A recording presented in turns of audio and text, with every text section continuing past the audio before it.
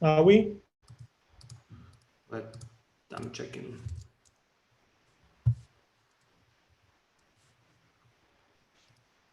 If you guys can see us, if you guys can hear us, text something just so we know that we are live and everything works smoothly. Yeah, we are live. Perfect. Okay, can we start now? Yep, absolutely. Awesome. So, product market fit. We are starting this webinar, which is about the product market fit, and it's co-hosted by myself. My name is Yaroslav. I'm a product marketing manager at a company called MacPaul, and I'm also a co-founder at Growth Marketing Stage, a conference for product marketing professionals. And we're co-hosting this webinar with a good friend of mine and a partner of mine, Pablo. Hey, hi everyone. My name is Pablo. I work for a company called Preply, which is a marketplace for English tutors, and not only English, by the way, language tutors. And together with Yaroslav, we are making this amazing growth marketing stage conference that you might happen to hear about. Cool. It would be good if you guys introduce yourself just so we know where you're from, what you do. So text us which country you're from. Anyone from UK, Australia, US, Canada, Singapore. Whom do we have from Ukraine? Let us know in the comments. We are reading those live. So, okay. Yeah. Okay. Someone says that sound is breaking a bit, so I'll speak up. Hope it's better now. So once again, let us know where you guys are from, where you're watching us from. It would be cool to know what kind of audience we have today. Perfect. So we have Ukraine. Who else? Okay, Ukraine's here. Kyiv is here. UA is here. Awesome. Great, great. So keep texting where you're from. Okay, so agenda for today. We will start with the product market fit definition. So one of the things we want to achieve today is to prove that this is not a mystery. This is pretty measurable, tangible, and very clear item. Then we'll talk about how to measure product market fit. And like we said in the announcement, it's not going to be anything about surveying your customers or getting any data of that type from them. And then we'll talk about the product market fit radar, basically the thing why we're here. And this is the framework that we came up with and that we believe can be applied to pretty much any business to measure the product market fit. And the radar consists of 4 dimensions: activation, engagement, retention, and loyalty. So we'll touch base on each of the radar dimensions and speak a little bit how to measure it and how to work with it, how to align your team efforts to make sure those are measured and act on. And at the end, a small bonus from us. So we'll, excuse me, we'll let you guys submit the really brief form, and based on your responses to this form, we'll get back with a product market fit assessment. So you give us the data, we analyze it, and we'll run the product market fit assessment for you. I can see that someone from Brazil just joined us, and someone Yeah, from and we Estonia, also have South South Africa Africa, here. Belarus. A lot of Perfect. So that's why Ukrainians. we're doing this in English. So let's go. Let's dive deep into the product market fit topic. So getting to product market fit is the only thing that matters. It's a #1 priority for any startup, for any business, because it's not possible to build a company if you have not found the product market fit. But what is it, and how do you know that you have reached the product market fit? It is a simple question that is not difficult to answer. That's what we are trying to explain today. The question is how to measure it. So there is no clear explanation on how to measure product market fit. And the truth is that product market fit is an absolutely clear and measurable entity. And it's not different for every company, because sometimes we can hear the statement that it's very different for every industry, for every company, for every type of product, but it's not. The markets can be unique. The products can be unique, absolutely. But the process of measuring the product market fit is not unique at all. So let's dive in. Product, market, what's in between? If we say that the product is interpreted as a combination of value proposition, features, and UX, and the market is defined as customers, users, and their needs, which is actually really difficult to argue with, the fit between them lies in achieving the following. So it is clear who the target customer is, and you bring those right customers in. It is clear which specific customers' needs your product is to serve. Your value proposition gets traction. Your product does have the right features to serve the needs of the target customer, and the customers can easily understand how to do what they want to do, what they are supposed to do when interacting with your product. So if these statements, if these 5 statements are true, it means that you are in the right market with a product that can serve this market. And basically we can say that the fit formula would be fit equals statement 1 is true, plus statement 2 is true, plus statement 3 is true, plus statement 4 is true, and plus statement 5 is true. That would be the suggested formula for the fit. And it's really important to understand that those 5 are not ordered steps. It's not like the first, the second, the third, and so on. It's 1, 2, 3, 4, 5, and all of them have to be true. If we remove at least one of the product or market-related variable out of this table, the fit between the product and market might not happen. Now, the question is what to measure. Although the formula with those 5 statements is very logical and it's very difficult to question, it's very difficult to argue with, it only shows what is true when the product market fit is already found. But it does not help you understand which specific metrics have to be measured to monitor whether product market fit is happening. So basically, you can constantly proudly announce the winners of your A/B test. You can constantly experiment with the value proposition, with your MVP, and so on and so forth. But if you are not measuring the impact of activation, engagement, retention, and customer loyalty, you are just building the product for the sake of building it. And it's not your goal. The ultimate goal of any company is to build a product that a lot of customers want.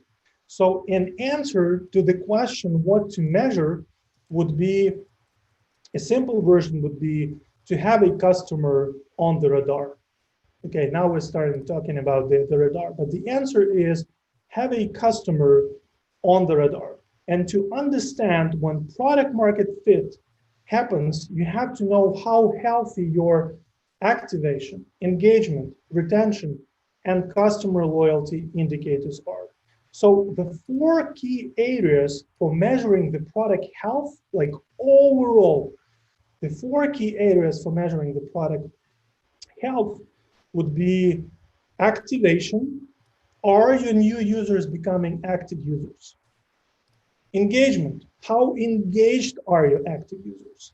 Retention. Are you giving your users enough reasons to come back? And customer loyalty. Are your users happy enough to become your promoters? Now the question is, and you might be thinking of this, what is most important? Like, what should you focus on first? Is it activation? Is it engagement? Is it retention, or maybe it's a customer loyalty. What should the focus be on at first? And the answer is building a product a lot of customers want, and that's what actually a good definition of the product market fit is, when you build a product a lot of customers want. So building a product a lot of customers want is not a single variable problem. So you have to pay attention to all of that, to activation, to engagement, to retention, and to customer loyalty equally. They are equally important, and that's why you have to pay attention to all of them. How? Have a customer on the radar. Focus on the customer. Actually, a customer whose life you are trying to improve and who actually hires your product to do the job. So the product market fit radar is the framework that makes product market fit measurable, tangible, and thus much easier to manage and discuss. To discuss it with your team, team members, different teams, with your stakeholders, and so on and so forth. Now, diving deep into the actual framework, into actual radar, it consists of four dimensions. The first one is activation. So with activation, you check whether new users have experienced the value of your product.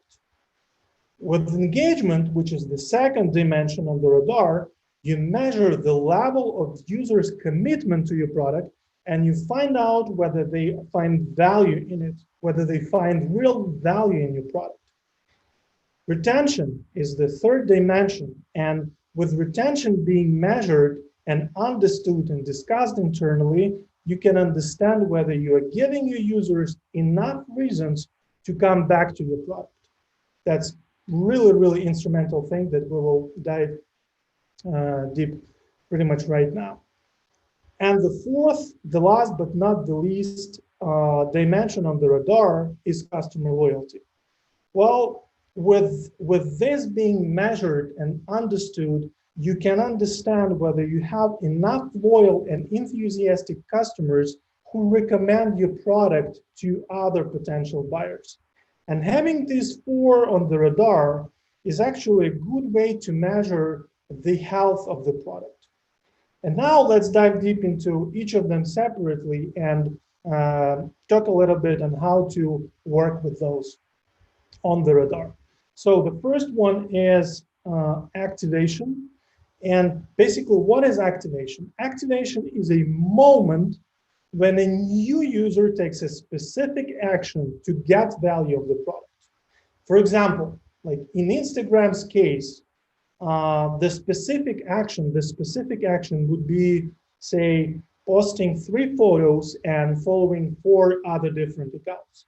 Facebook was pretty famous by defining the activation for their product when the user had 7 or 10 friends.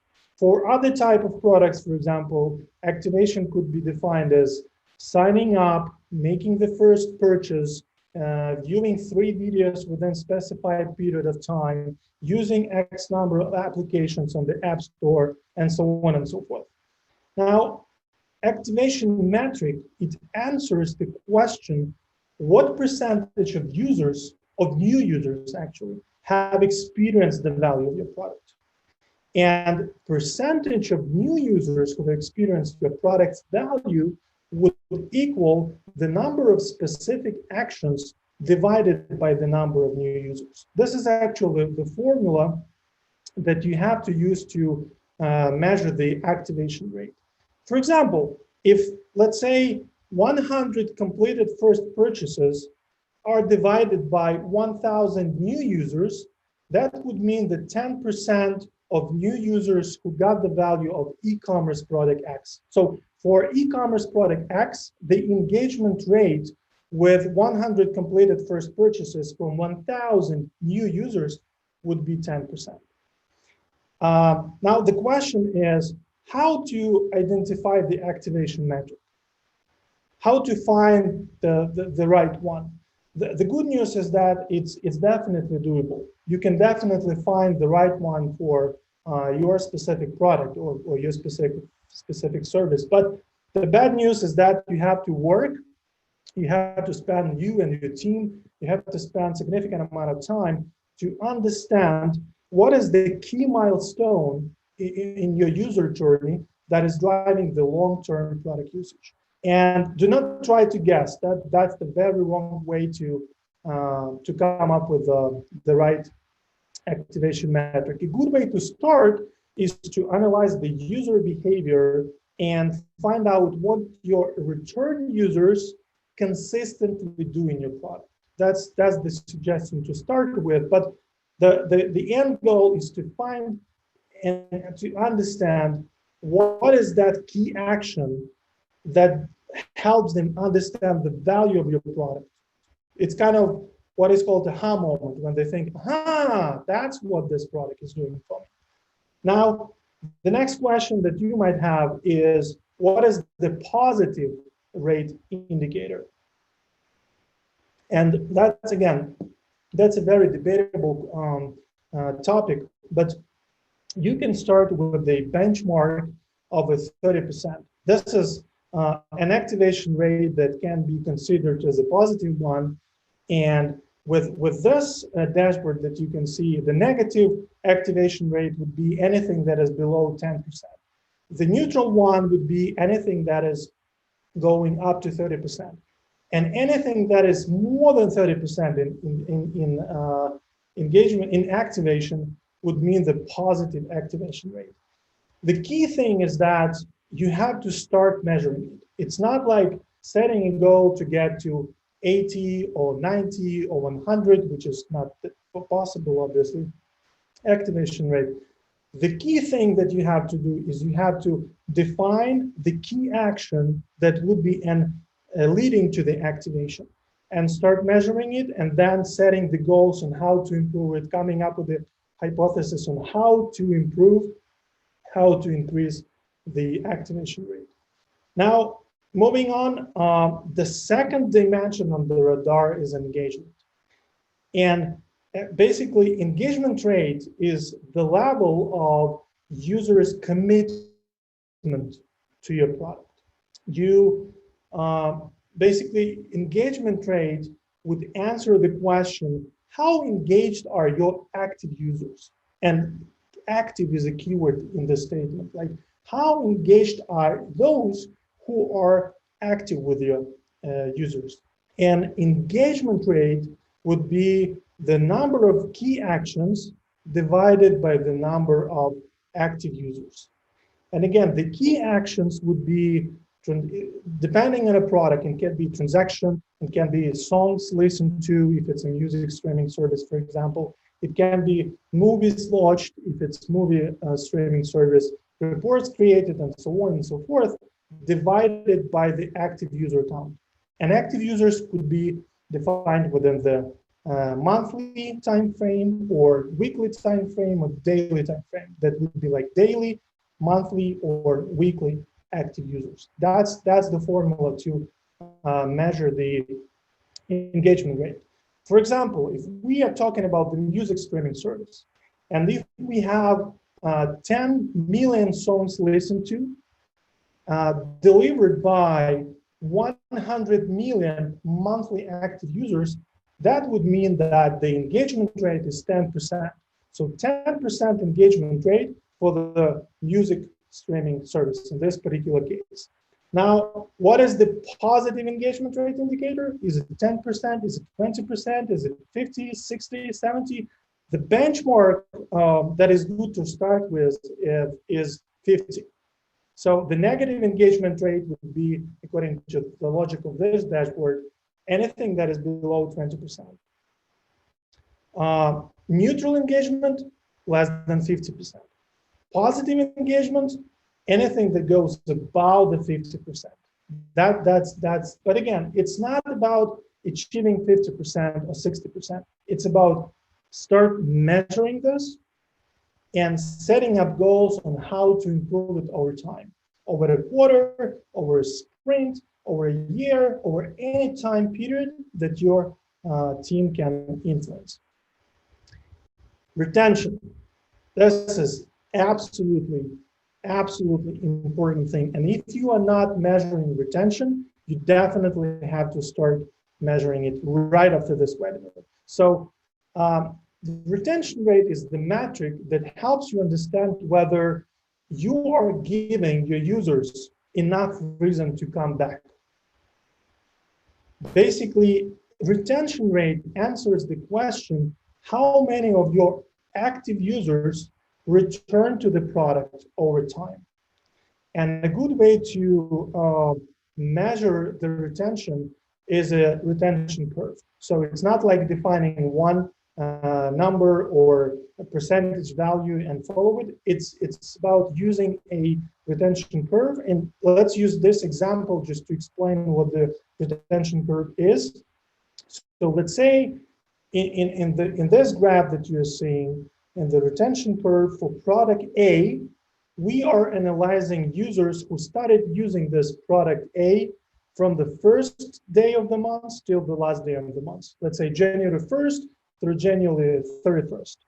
And this graph shows the weighted average for nth day retention numbers from cohorts of users acquired from that time of period.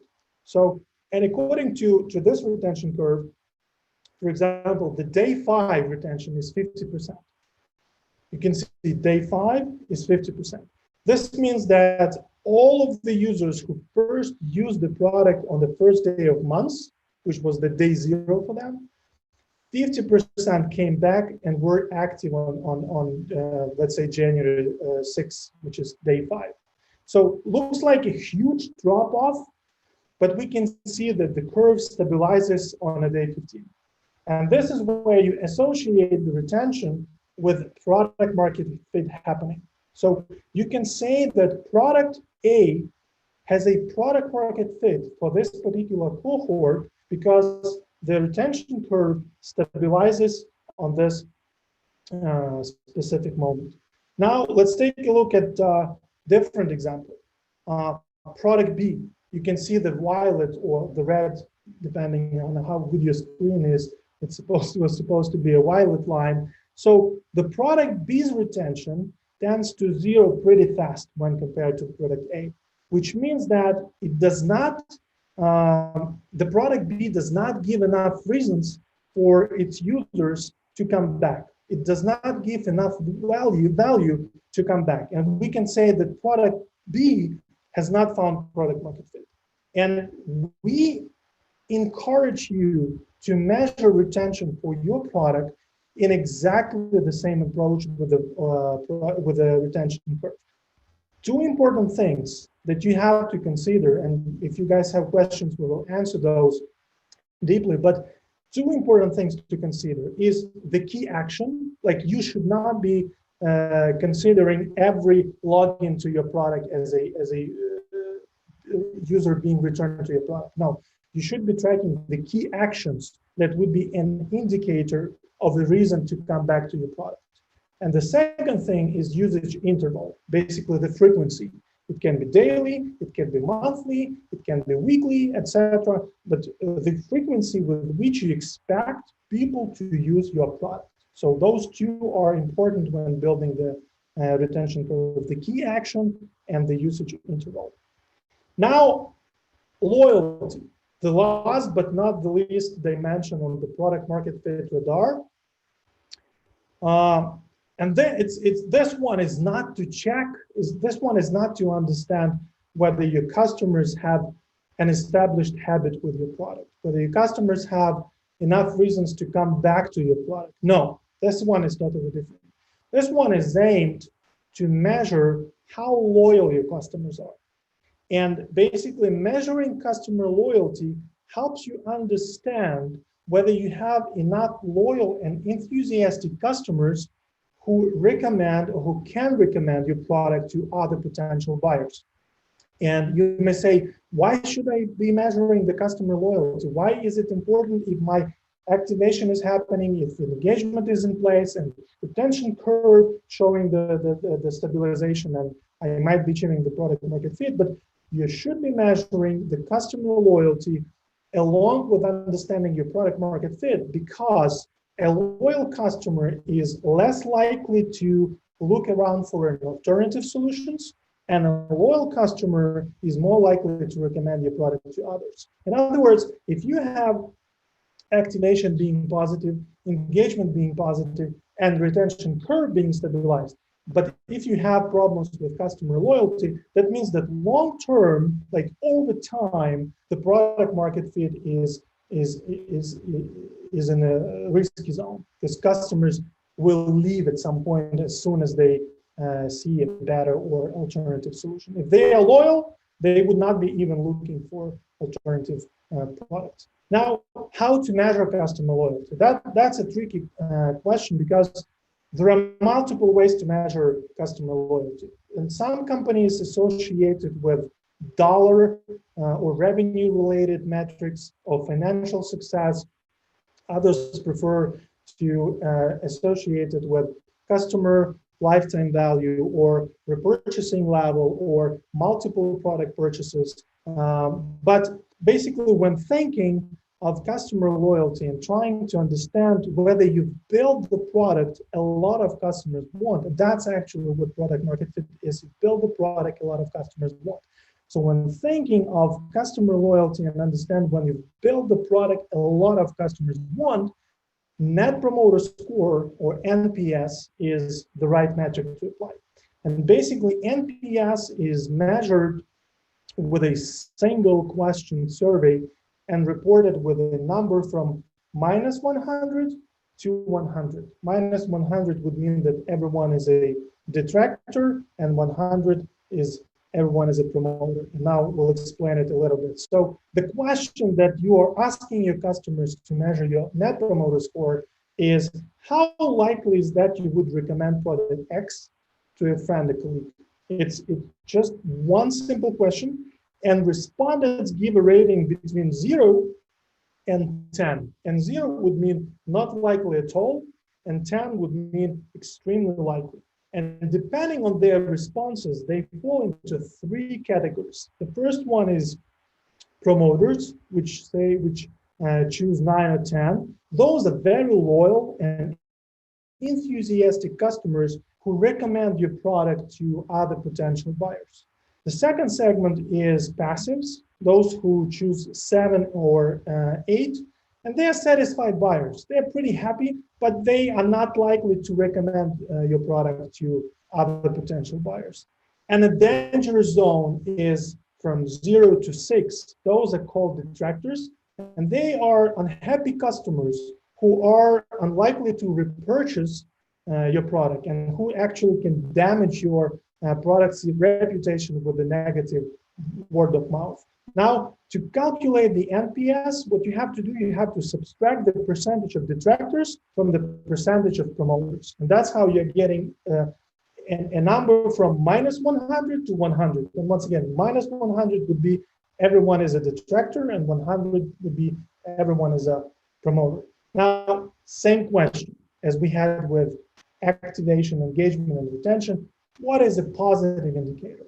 What is a positive Net Promoter Score? And basically, the answer is that it really depends on the industry. It really varies in different industries. For the software and applications, for example, 30 is the average score. Like 30 is an average indicator. And you can compare your NPS against this benchmark and against other specific companies. But what you have to do is you have to measure yours, understand what your Net Promoter Score is, and set goals on how to build and how to cultivate promoters, how to turn your customers into promoters constantly. And this is actually how you build the product a lot of customers want. So just to summarize it a little bit, the product market fit. The product market fit is happening when these 4 statements are true. So activation. Users have experienced the value of your product. Engagement. users find value in your product. Retention, users are given enough reasons to come back. And loyalty, users are loyal and enthusiastic about your product, and they are willing to recommend your product to other potential buyers. And again, it's not an order. It's not like the first, the second, the third, and the fourth. Like all these four statements have to be true, like all of them. If you remove any of them, if any of them is not happening, the product market fit is not happening. So product market fit, once again, equals activation plus engagement plus retention plus loyalty. And that's basically to work with these four dimensions. The good way is to use the product market fit radar. So if you have it on your radar, and if you define the red, yellow, and green zones for each of these metrics on the radar, that's how you measure it. And that's how it becomes really easy to manage and discuss the product market fit internally. Now, a little bit on why these four. Why activation, engagement, retention, and loyalty? Why not other hundreds of metrics available out there? And the answer is because none of them is a vanity metric. Like none of these four is about the traffic, brand awareness, or anything like this. They are not vanity metrics. Now, all of them are about a customer. Like we said, to understand why the product market fit is happening, you have to have a customer on the radar. And all of them are about a customer. A customer, once again, whose life you're trying to improve and who actually is hiring your product to do the job. All of them, all of these four are about the value of your product.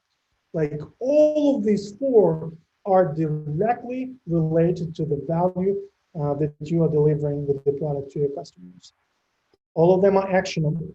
Like if you have the radar set up with your team, and if you understand what your activation, engagement, and retention rates are, what your NPS is, you can act on those numbers. You can build your next sprint. You can define the goals for the next quarter. You can define your product goals for the next year, and so on and so on and so on. So all of them are actionable. And of course, all of them are measurable. Like I said, if you have a radar on your screen, on your wall, in your office, with your marketing and product team being implemented, and on this radar, you have four dimensions measured, that's the way to go. And like I said, the good news is that all of them are measurable. So I hope it makes sense. We're kind of getting closer to the end of the presentation, and we'll be ready to answer your questions. But once again, it's a product. To measure the product market fit, you have to set up a product market fit radar with four dimensions on it: activation, engagement, retention, and customer loyalty. And like I said, the beginning of the webinar, we have a small bonus for everyone who is live now. You can see there are a lot of people here. So we can make the product market fit assessment for you, for your product, for your company. So, and we'll help you answer the question whether your company or your product is achieving the product market fit. So you are very welcome to take the assessment. I can see that Pasha is sending the link and the YouTube stream right now. And this is a short form with 8 questions. And you just answer those. Those have predefined answers. It's pretty fast to answer, and we'll get back to you with a product market fit assessment. And basically, we'll have to set the product market fit radar. That's pretty much it on my end.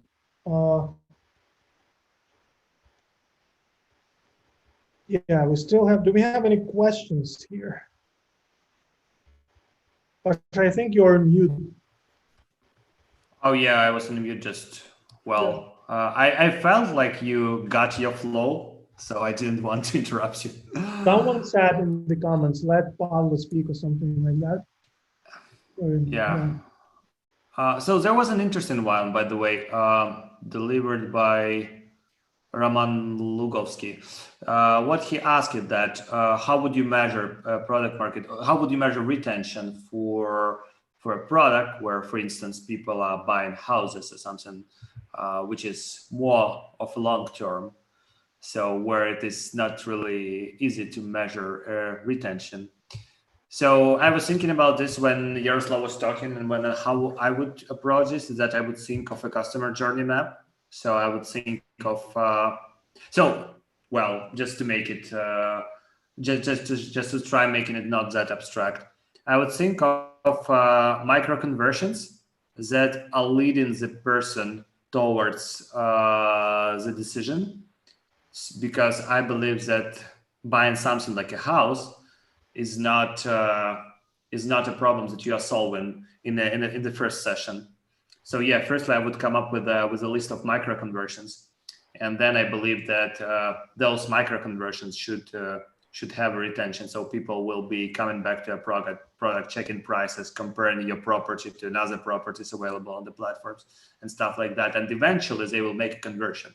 But conversion is an end goal, and retention could be measured by the number, well, not by the main transaction metric, but by supportive metrics. That's my point here. Okay. I think we had a question about the tools that should be used to measure the activation and retention and engagement. And basically, the quick answer is there are a lot of tools out there that help you with the event-based tracking. So the key thing, like I said, if you have the key action defined that you would be measuring on the activation, engagement, and retention, all you have to do is to have a piece of software that would be tracking those events. And it can even be Google Analytics. It's not that convenient to set up, but you can still work with it. And Mixpanel will definitely work. I think Amplitude is definitely the maybe one of, if not the best tool to work with these metrics.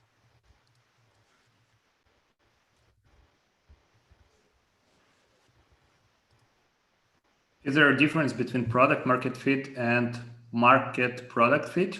The one from Quasi Dvomoch, if I said it right. If not, sorry for that. Yaroslav, do you have a strong opinion on that? No, it's like saying, is there a difference between Yaroslav Stepanenko and Stepanenko Yaroslav? It's exactly the same thing. Product market fit or market product fit. Basically, that's, to me, it's exactly the same thing. And like we were discussing at the beginning of the webinar, there are certain variables that are tailored to product, like value proposition, user experience, and the feature set, and to the market, which are customers and user needs. And if you replace them this way or that way, it's not actually changing the necessity of fit being necessary between those two. Okay, someone says, thanks, Gross Marketing Stage. Oh, welcome. Another one from Alexander Lichak, which is, can NPS metric be used to measure customer loyalty? Oh, I think you covered this during your presentation, right? Definitely.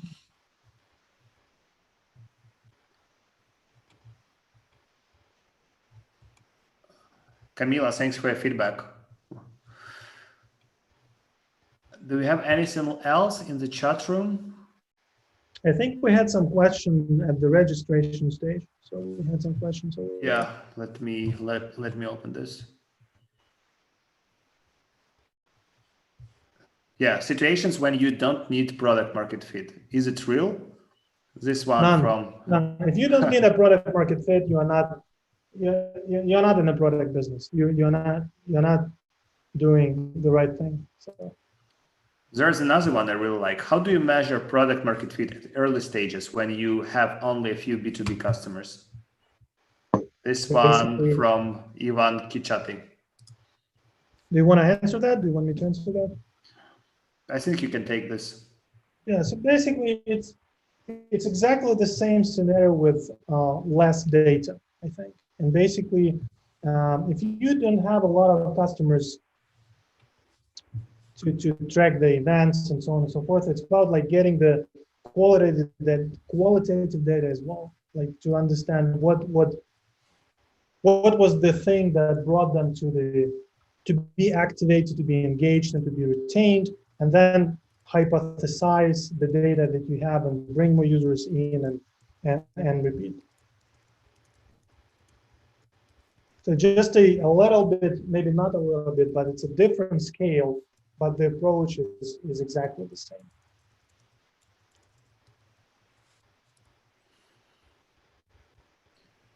Would you recommend In any addition to other that, way? the key thing is that, like I said during the presentation, it really makes sense to define the negative, neutral, and positive, or green, yellow, and red zones for each of those metrics on the radar. And when you have it visual, that's why why we like the concept of the radar, why we named the framework, because it's really visualized in a readable and pleasant way, and it becomes measurable.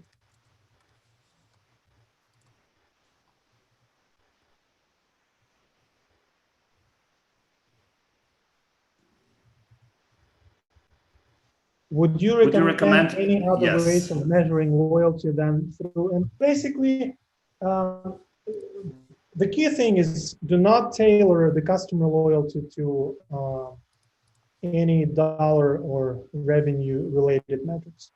You can go with uh, different satisfaction metrics, but the reason why we put the net promoter score on the radar as a dimension, because it's really very easy to work with. You don't have to run dozens of questions with multiple answer options. It's really too easy to ask this question. It's easy to answer this question for the customer of yours. And again, it's really actionable. Like, it's really actionable because you have a number that you have to improve. You have a number that you have to increase. If your NPS is 30, you define the goal to get to 40 within the next quarter, and basically you act on a specific number. That's why it's on the product market fit radar, because it's measurable, it's actionable, and it works well for both parties, for you and for customers. There's another interesting one from Osman, which is what about? I believe it should be virality coefficient for loyalty measurement. So yeah, as Yaroslav just said, the whole point of putting all those metrics to the radar is to make them, well, I would say, is to kind of set numbers for each of those. So by having them on the radar, we can actually influence them and track them and so on. So virality coefficient is something that can apply to different business, but I don't feel like it applies to all of them. So that's the reason we were not considering this metric for the framework. And by the way, there was another one which I liked. Is it appropriate to check a company for product market fit at the MVP stage? Yeah, I believe you will definitely not have all the metrics that Yaroslav was talking about. So for instance, if you're only at the MVP stage, it really depends on how developed your MVP is. So I don't feel like if you are at the stage where you only have a paper prototype or a paper layout, you can track things like retention and loyalty. But you definitely have to think of how you would start measuring it once it goes live.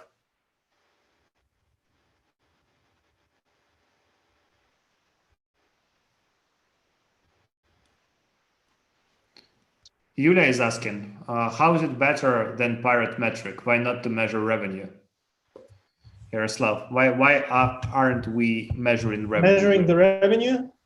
Because you can make a shit ton of money out of 3 clients and be happy, but long term, you're not gonna succeed if you do not have a value that is clear, which means activations happening, and if you don't have active users coming back on a regular basis to your product and being happy with it, being loyal, which means they would not leave for other products. So money is a good financial indicator. Like revenue is definitely should be on the dashboard on any company, the health check, but this is not really the key product metric. That's not an indicator of product market fit being happening. Well, I would also add to this that revenue could be heavily influenced by your marketing budget. So, for instance, you're spending $1 million US for acquisition, and you end up with having a considerable revenue. But it's your revenue says nothing about how your funnel performs. It says nothing about your marketing budget. It says nothing about all the things that happened all the way through the end of the funnel. So that's why we're not. So our key hypothesis here: if you have loyal customers, if retention is good enough, if you have all the other metrics in place, you will end up having revenue. But if you don't have all of those metrics, you can heavily influence your bottom line by spending a ton of money. But it will be far from being a considerable business. I mean, I would not say considerable, but sustainable.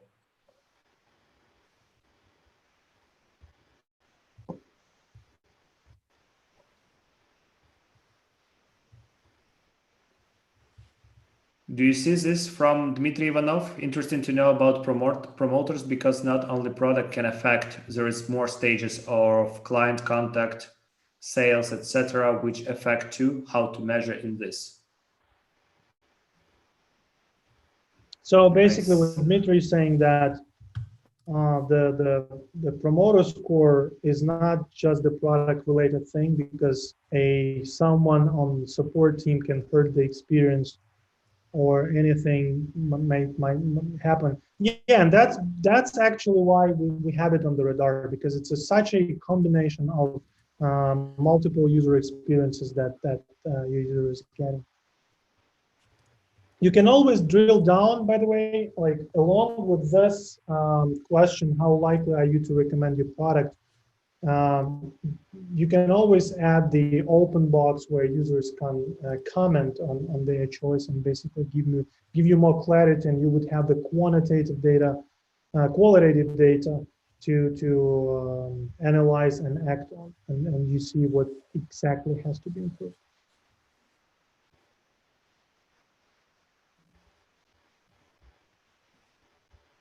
Yeah, someone is saying that revenue is a market metric, not the product metric.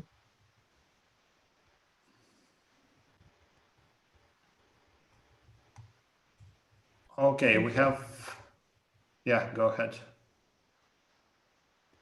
No, I was not saying anything. Go ahead. Do we have any questions from the registration form? Yeah, let me check it out. And by the way, while Pasha is checking this, so like I said, we are happy to help you with your product market fit assessment efforts and understand whether your product is achieving product market fit. So take the assessment, just click the link. Pasha, maybe you will send it again in the chat, but you're very welcome to submit the form and let us help you with the product market fit assessment. There's another interesting one, which is how to make decisions with a lack of data. Well, it's tough. The question is really tough. Making decisions with no data means guessing, and the guessing means you are fucking it up. That's the answer. Yeah, Vladislav is asking, will we share the presentation? We will it's definitely. $1,000 per slide. Of course we will. Yeah, definitely. We'll share it, of course. And also, this webinar the recording of this webinar will stay available on YouTube, so you can access it whenever you want. Another one from Ruslan. If the product has two key steps, step one, the customer uses the product to create something for free, and step two, where the user can order something he created to become a paid customer. Should we have two radars? That's an interesting one, by the way. And step 2, when the user can order something he created. So it sounds like a freemium model, right? Yeah, it's like using the product is more of... It's really, yeah, both answers would be right. We may say that we need the 2 radars for these 2 products because technically they are 2 different products, and basically activation and engagement and retention would be really different because user journey, you have actually 2 different user journeys, right? And basically 2 different life cycles and 2 different, maybe even 2 different products. So if you treat those 2 as different products, the right answer would be you definitely have to have 2 different radars. But basically, it would really depend if we can drill down into this with you personally and see if one will be enough. But the short answer would be that sounds like 2 different products and it sounds like 2 different radars.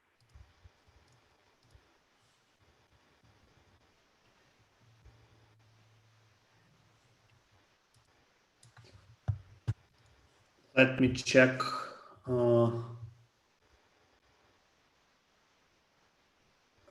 wow, that's an interesting one from Igor Krivy. He's asking how to engage early adopters to the product.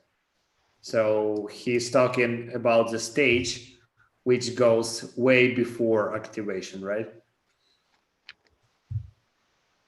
I think we can do another one just for bringing early adopters, because it doesn't look like we are covering this part in this webinar.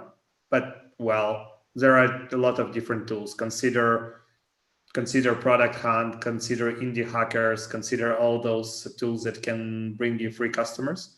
Well, it really depends on your appetite and how many of them you want to attract at this point. But yeah, that's yeah. Basically, honestly, that's a pretty broad question. How to get the early adopters? Yeah, it really depends on the product type because for some product, 10 early adopters would be enough, and a lazy release on Product Hunt would be way more than enough to achieve on this goal. For some products, you would need, for example, a huge product, you would need thousands of early adopters, and that's a totally different conversation. And certain marketing budget might be required, and so on and so forth. So I don't think it's too much related to the measuring the product market fit with Dara. By the way, there's another interesting one from Dmitry. One he's saying that if you have no data, just go and use astrology. I like this one. This Yeah, is kind of... yeah. Don't do that. What about considering churn for market fit? Is there any positive indicator? Well, first and foremost, do not think of a churn, think of retention, because churn, it's pretty important metric, right? It helps you understand the lifetime and then lifetime value of your customers. It's a part of the formula while calculating the lifetime value, of course. But thinking of churn while working on product market fit is conceptually wrong, because seeing that 2% or 5% or 10% churn, you will not be getting a lot of ideas. It's not that actionable as a metric. But when you're thinking about the retention, that's how ideas come into place. That's how really good hypothesis can be generated, because you are thinking of how to help users come back, not how prevent them from leaving your product. So like conceptually, logically, it's much better to think of the retention. But answering your question of a good churn, like anything in software as a service or subscription-based businesses, anything that is higher than 4-5% is the moment when your knees are shaking. So it's really becoming dangerous. If it's less than 3%, that usually means you're doing a good job.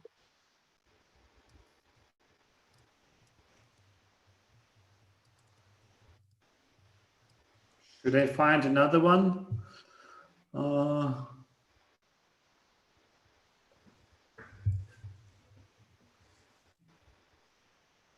Why don't you add acquisition as a part of product market fit?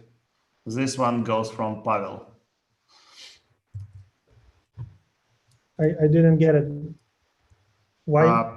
He, he's asking, why don't we have acquisition on the radar? Why do we start from activation and not consider it acquisition as a Because part of it? acquisition is very often tailored to such things as amount of money you have within your budget. You can acquire thousands of millions of users, but it's when you're thinking about the product market fit, it's really important how many of those users stay.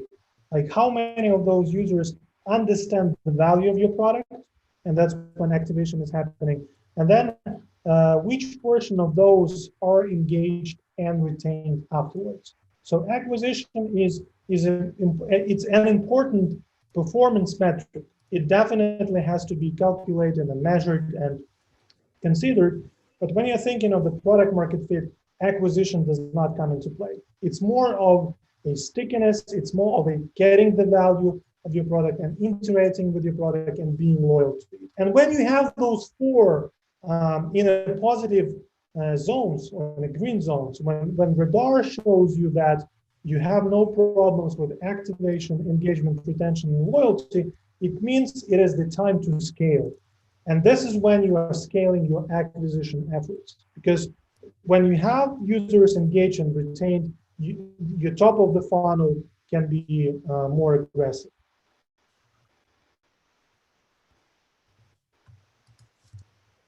Okay, there was one more. Oh, someone was asking, give an example of how radar, give an example of non-software as a service radar implementation. It's not just software as a service. No, if your product is one-time purchase, it's exactly the same thing.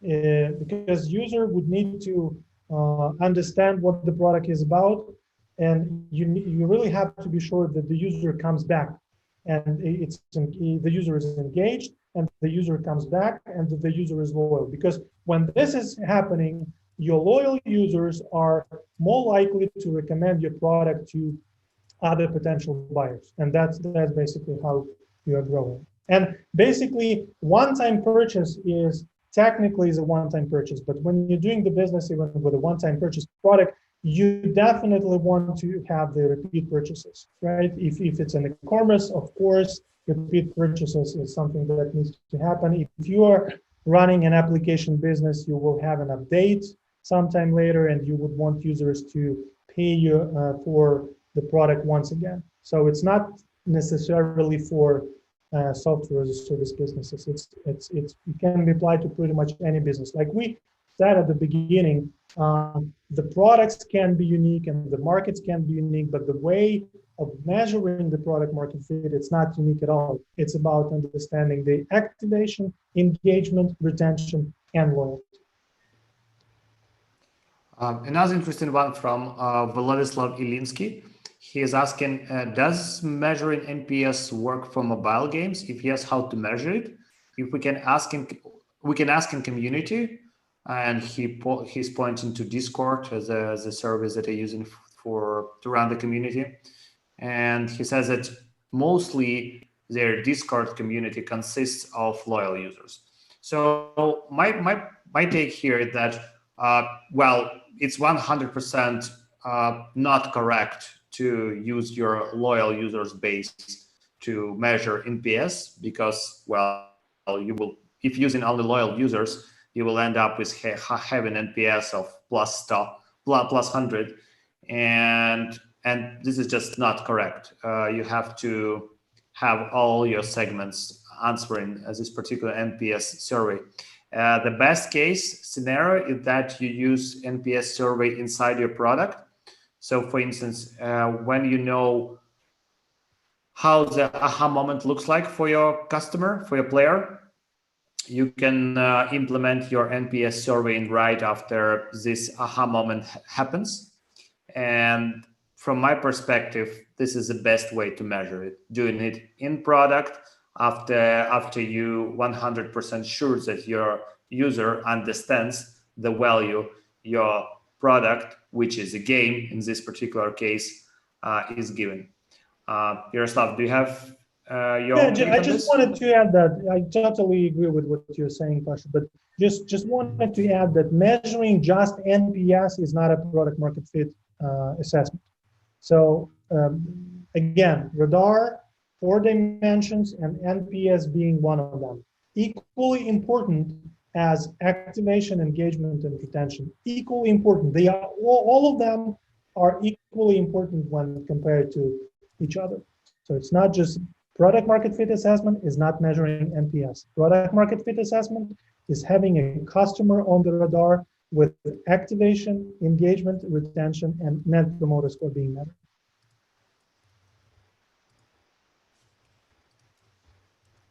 Okay, any other questions?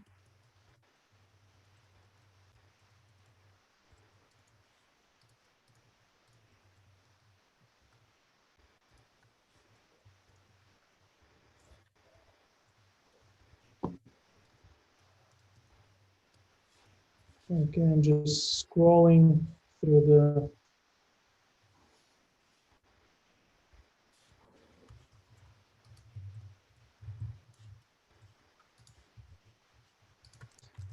okay. Thank you. Thank you. Yeah, you guys are welcome. We're here to help. Um,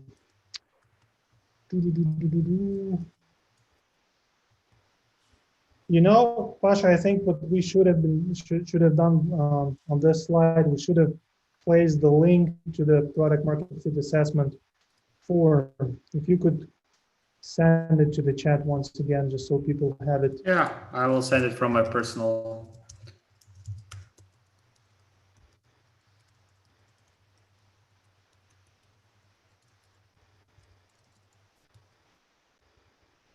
Yeah. Off top, someone is just saying over. off top, how to convert abusing user in freemium to paying user. I don't know basically what you mean by abusing user. But if you're saying that someone does not have a pleasant experience at the freemium and you want to convert them to the paid users, that's kind of to answer this question short, you should have happy freemium customers just so they decide to go to the paid model. That's, fix the user experience for those who are not happy. If I'm understanding your question right.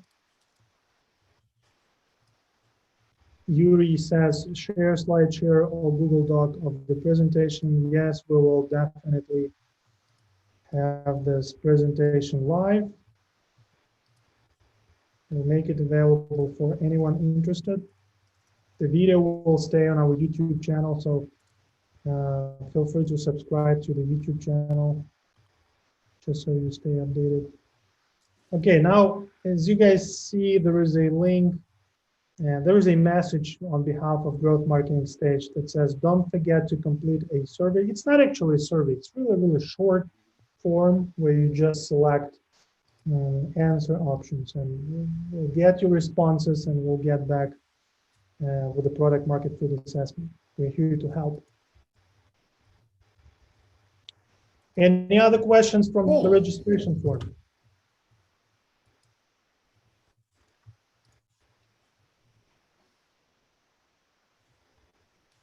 No? Yeah, I think that we are done here, right? Yeah, thanks everyone for joining us tonight. Yeah, appreciate. I mean, especially folks from all over the world. We are really thrilled to have you all visiting our webinar, and thanks for jumping to this link. Yeah, don't forget to subscribe to our YouTube channel, by the way, because we are doing a lot of different online meetups throughout the quarantine time. So yeah, just hit subscribe and stay with us. Okay, don't forget to complete. Yeah, and don't forget to complete the surveys that we have shared. Yep. Guys, yep. That was a good hour. We were live for more than 1 hour. It was our pleasure to be here with you. Thanks for joining us. Someone says webinar was awesome. Thank you. We appreciate your positive feedback. If you guys have any questions, we're here to help you with the product market fit assessment. Thank you so much, and have a great evening, everyone. Have a Have great a evening. great day for people from the from the other parts of the world. All right. See you. See you. Bye.